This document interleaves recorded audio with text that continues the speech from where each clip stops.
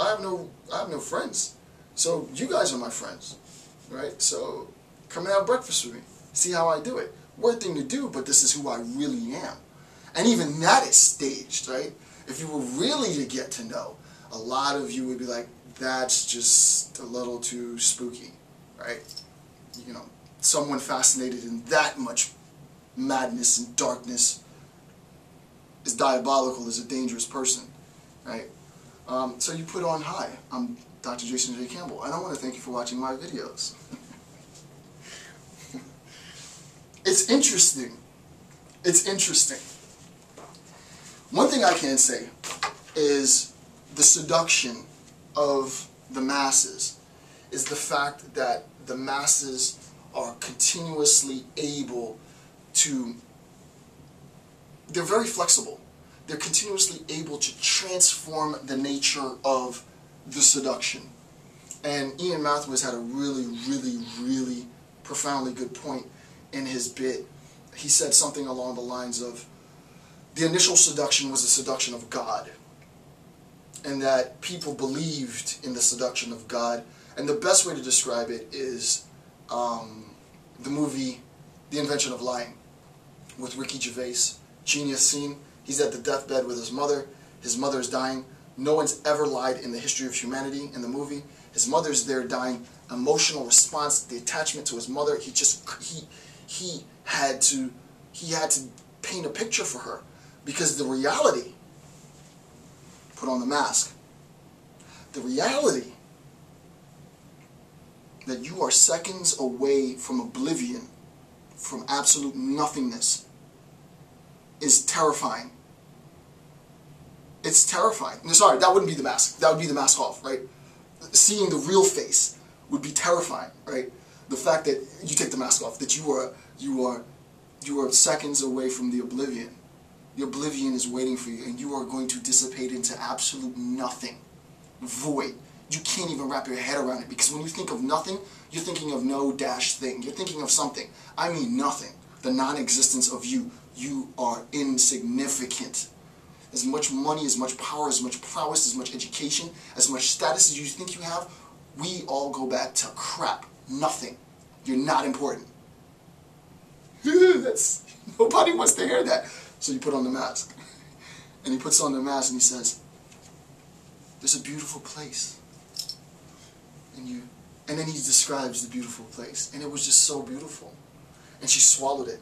But the problem with the mask, right? The problem with disinterestedness is that it is precisely interesting because it evokes an emotional connection. The story is precisely interesting because it evokes an emotional connection. And now, he says, you become, this is me, you become nested. You become nested, rooted. This is my way of articulating this, right? And it's so evil. You become nested, protected, you know, fed, incubated in the notion that, oh no, the mask becomes fixed. It gets to the point where you've been wearing the mask so long that you forget what is real and what is not. And this is truly the distinction that both Ian Mathewes and I want to get back to his point, both Ian Mathewes and Pippo made between the conflation, the confusion of morality and immorality. Ian Mathewes says their initial story was the story of God and the seduction that it had. And then morality quickly replaced the story and the seduction of God. And now morality is the new seduction. It is the new story.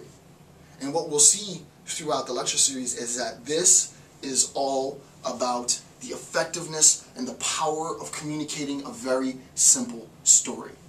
Keep it simple, stupid. That's it.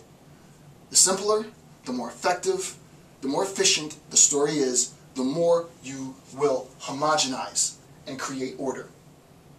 The more complicated, the more cumbersome, the more difficult, the more analytic, the more case-based studies, the more I have to know all of the dates and all the people and all the actors and all the events, the more I can't get my mind around that. Damn. So you just become a philosopher and you say, hey, let's talk about a brain in a vat. Imagine that your brain is in a vat. You have no body. Let's talk about that. Bam. everybody gets that. Ooh, wow.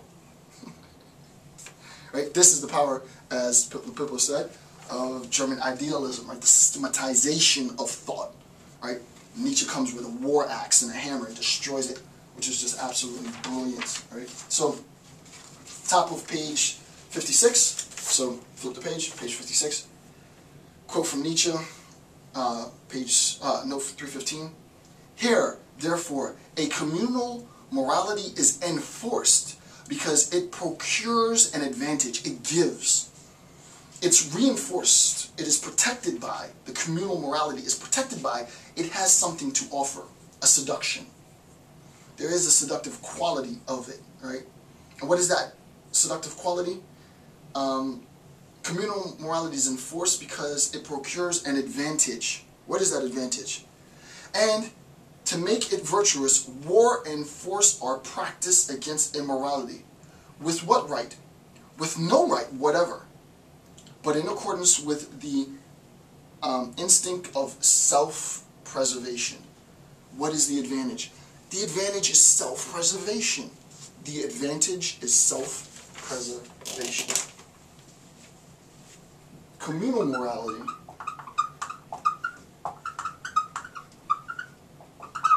offers the masses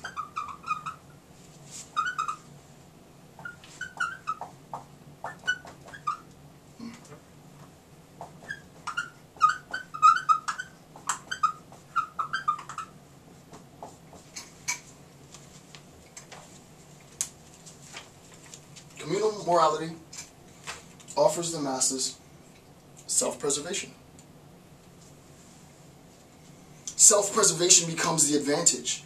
Self-preservation becomes the reason why I want to affiliate, the reason why I am willing to enter a system which I know is going to sacrifice my individual desires and needs, because when it's all said and done, those desires and needs are only there to preserve me.